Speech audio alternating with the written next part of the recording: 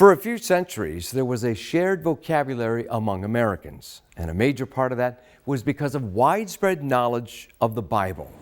Common phrases on the lips of millions of Americans come right out of the pages of the Holy Bible. Go the second mile, turn the other cheek, a house divided, my brother's keeper, goodness and mercy, and so on. Consider this brief look at widespread literacy in America in the mid-1800s, including the Bible's influence on Abraham Lincoln and perhaps America's most famous speech ever, the Gettysburg Address. Americans in the late 1780s lived in a profoundly biblically literate culture. These were people that knew the Bible. These were people, many of whom learned to read with a copy of the Bible opened in front of them.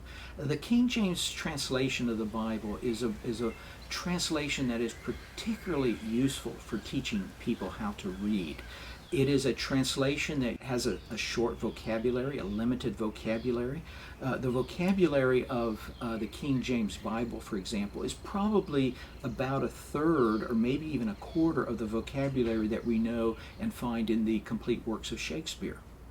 Think about that for a second. It is a very limited vocabulary. It tends to use short words.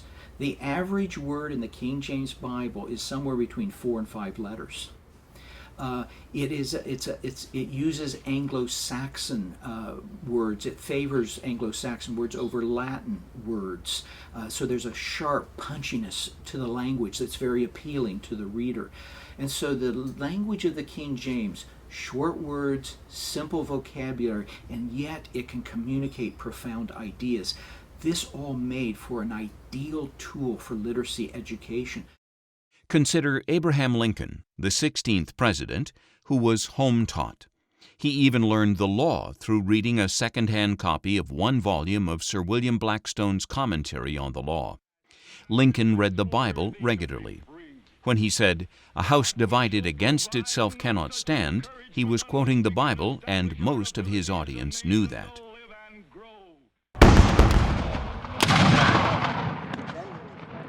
Abraham Lincoln, in his Gettysburg Address, notes Dr. Daniel Dreisbach of American University, provides a textbook, albeit lengthy, case of the influence of the Bible on the founding and unfolding development of America. Abraham Lincoln, even when not quoting the Bible, spoke the language of the Bible.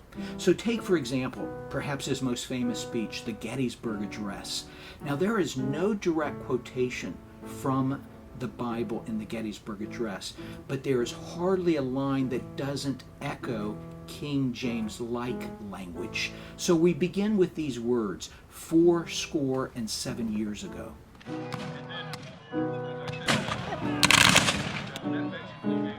Now, what I would suggest to you that he deliberately chooses this mode of communication 407 years ago to put his audience in a biblical frame of mind. He's signaling to them, I have something serious to say here. But he doesn't stop there. He goes 407 years ago, our fathers. Our fathers. Now that's an interesting phrase. That is the language of the patriarch, right? The God of Abraham, Isaac, and Jacob. It is also the language of the Lord's Prayer, our Father who art in heaven. But he doesn't stop there. Our fathers brought forth. The phrase brought forth is used dozens of times in the King James Bible in a variety of ways. The themes of the Bible, especially the New Testament, are the core themes of the Gettysburg Address. What is the core theme of the Gettysburg Address? It is about the conception, birth, life, and death, and new birth of a nation. That's the gospel narrative, is it not? The conception of the incarnated Christ who comes to earth, birth, life, death, and resurrection. Think, for example, of the powerful lines of the Gettysburg Address. There is Lincoln on that battlefield, and literally in front of him as he delivers this speech are the families of those who perished on that battlefield.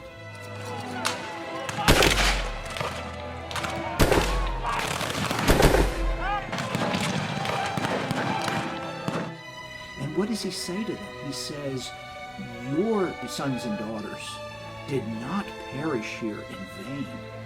They gave their life so that this nation can enjoy a new life that will not perish. Now that's the final ending of the Gettysburg Address. Will not perish. Isn't that kind of interesting? That echoes the language of John 3:16 and elsewhere, right? But think about this theme.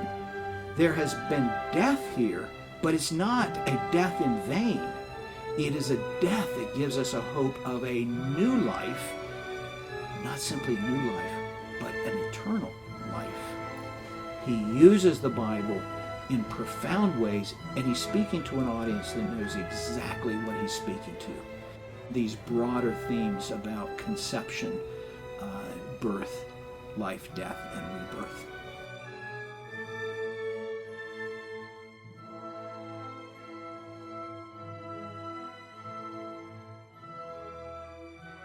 Education in the first 200 years of America was based on the Bible. In fact, the Bible, in one way or another, was the chief textbook. The Bible was the basis of education in America until the 20th century. That's how parents taught their children. Many consider Moby Dick the greatest novel in American history. Herman Melville opens the book with "Call me Ishmael," because he knew every American knew who Ishmael was. I wonder if 5% of the students at Harvard today could identify Ishmael. I'd be surprised if 5% could, except for the handful of Christians who attend, or Orthodox Jews who attend Harvard. It's amazing how well everyday people in America used to know the Bible. But even today, in our highly secular age, there are still many phrases and references from the Scriptures that many Americans know about, even if they don't know it comes from the Scriptures, such as Noah's Ark, let there be light, Cain and Abel, David and Goliath, and so on. Even one of the world's leading atheists, Richard Dawkins, has said that although he doesn't believe in the Bible, you are culturally illiterate if you're not familiar with the Bible. In any event, the Judeo-Christian Scriptures shaped education in early America, producing one of the most literate societies ever to exist. That is, until the Scriptures were dethroned in our highly secular age. We need to get back to the book that made America. For Providence Forum, I'm Jerry Newcombe.